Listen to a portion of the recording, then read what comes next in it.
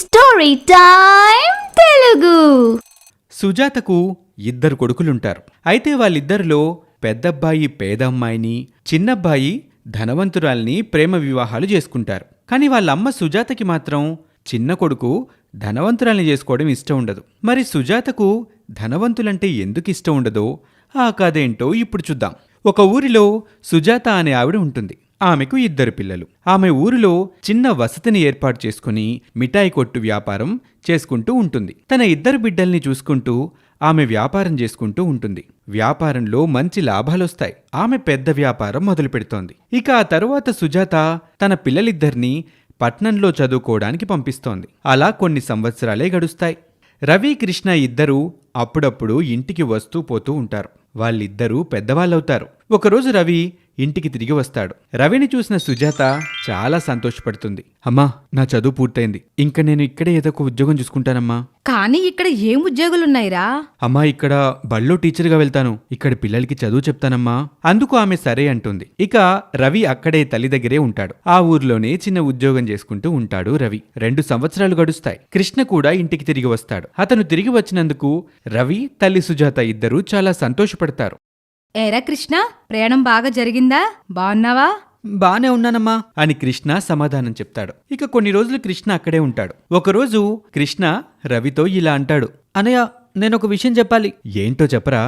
ఏం లేదన్నయ్య, నేను కాలేజ్లో పవిత్ర అనే అమ్మాయిని ప్రేమించాను. వాళ్ళదేమో బాగా డబ్బున్న కుటుంబం, పైగా చాలా మంచి వాళ్ళు. వాళ్ళ నాన్నకు కూడా మా విషయం తెలుసన్నయ్య. కానీ అమ్మకి ఈ విషయం ఎలా చెప్పాలో నాకేం అర్థం కావట్లేదు. చాలా భయంగా ఉందన్నయ్య. భయపడుకురా, మంచి కుటుంబం అంటున్నావుగా, నేను అమ్మతో మాట్లాడతానులే.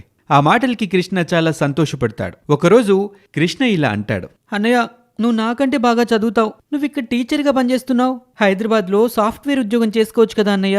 కృష్ణ, నాకు ఉద్యోగం చేసే సత్తా లేక కాదు. అమ్మ మనిద్దరి కోసం ఎంతో కష్టపడింది కదరా. ఎన్ని కష్టాలు పడి మనల్ని పెంచింది. చాలా సంవత్సరాలు మనం ఆమెకి దూరంగానే ఉన్నాం. ఇక నుంచైనా ఆమెకి దగ్గరగా ఉండి ఆమె సేవ చేసుకోవాలంటరా.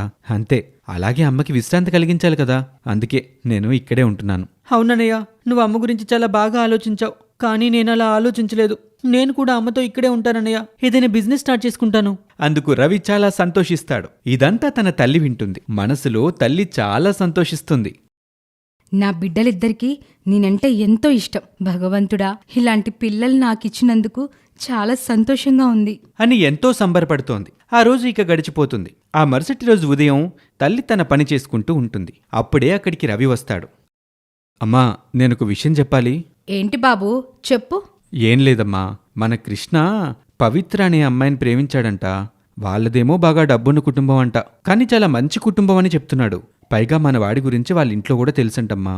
వాళ్ళకి పెళ్లి చేయటం ఇష్టమే. కానీ నీ అంగీకారం ఏంటో తెలుసుకోవాలని కృష్ణ ఆ విషయం నీకు చెప్పలేక నాకు చెప్పాడమ్మా. నీ అభిప్రాయం చెప్తే వాడు చాలా సంతోషపడతాడమ్మా. నాకిష్టం లేదురా. అదంతా చాటుగా వింటున్న కృష్ణ తల్లి దగ్గరికి వస్తాడు. ఎందుకమ్మా, నువ్వు ఆమెను చూడనే లేదు. వాళ్ళ కుటుంబం ఎలాంటిదో కూడా తెలుసుకోలేదు. అవేమీ చూడకుండా వద్దు అని ఎలా చెప్తున్నావమ్మా? ఇదేం బాగాలేదమ్మా, నాకేం నచ్చలేదు. చూడు కృష్ణ, నీకేం తెలీదు. డబ్బున్న వాళ్ళ సంబంధం వద్దే వద్దు. పెళ్లి చేసుకోవాలనుకుంటే మన వాళ్ళు చాలా మంది ఉన్నారు. వాళ్ళలో ఎవరో ఒకరిని చేసుకో. అమ్మా, డబ్బుంటే ఏమవుతుంది? నీకెందుకు డబ్బులున్న వాళ్ళంటే ఇష్టం ఉండదమ్మా? తల్లి ఏమీ సమాధానం చెప్పకుండా ఆలోచిస్తూ ఉంటుంది. అమ్మా, నువ్వు సమాధానం చెప్తావా చెప్పవా? నోరు మూసుకొని ఉండు. నాకెదురు సమాధానం చెప్తావా? ఆ మాటలకి కృష్ణకి బాగా కోపం వస్తుంది. బాధతో కృష్ణ ఏడుస్తాడు. రేయ్ కృష్ణ, నీకు పిచ్చి పట్టిందా? అవునన్నయ్య, నాకు పిచ్చే పట్టింది అంటూ ఏడ్చుకుంటూ లోపలికి వెళ్తాడు. తల్లి కూడా చాలా బాధపడుతూ లోపలికి వెళ్ళిపోతుంది. ఆ రోజు రాత్రి సమయం కృష్ణ తీవ్రంగా ఆలోచిస్తూ ఉంటాడు. చూస్తూ చూస్తుండగానే తెల్లారిపోతుంది. ఇంతలో ఎవరో తలుపు కొడుతూ ఉంటారు. తల్లి నిద్రలేచి తలుపు తీస్తుంది. ఎదురుగా కృష్ణ అమ్మాయిని పెళ్లి చేసుకుని వచ్చేస్తాడు. దాన్ని చూసిన తల్లి ఆశ్చర్యపోతుంది. పెద్దగా ఏడుస్తుంది. ఒరేయ్ రవి, లేరా, నీ తమ్ముడు చూడరు ఎంత పని చేశాడో అని అంటుంది. రవి నిద్రలేచి వాళ్ళని చూస్తాడు. రవికి ఏం మాట్లాడాలో కూడా అర్థం కాదు. నా మాటకి నువ్వు గౌరవం ఇచ్చింది ఎక్కడ్రా?